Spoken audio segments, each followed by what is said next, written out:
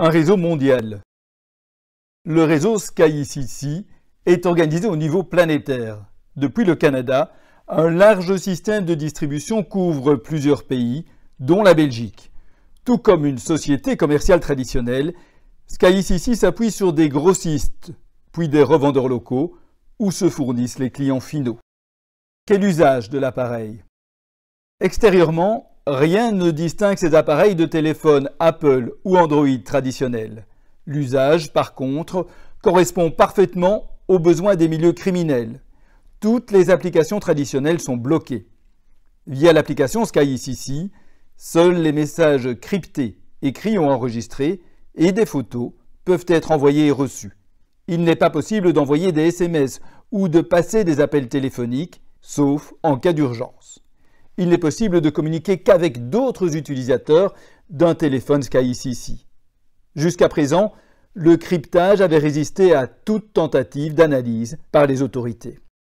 En cas de saisie de l'appareil, l'organisation a un contrôle total sur le réseau. Elle utilise ses propres cartes SIM.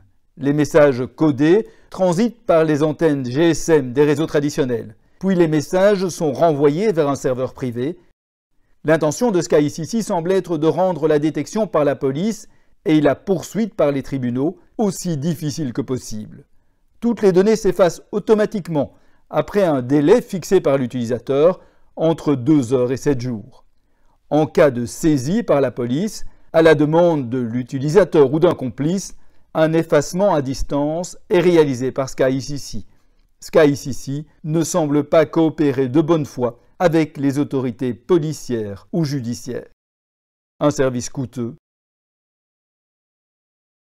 Le prix de revient d'un appareil varie entre 800 et 2200 € en fonction de l'appareil choisi pour un abonnement d'une durée limitée à 6 mois. Étant donné les coûts élevés et le type de service fourni par l'organisation, leur utilisation semble être de nature essentiellement criminelle. Le parquet fédéral a donc décidé, en juin 2019, d'ouvrir une enquête sur SkyCC.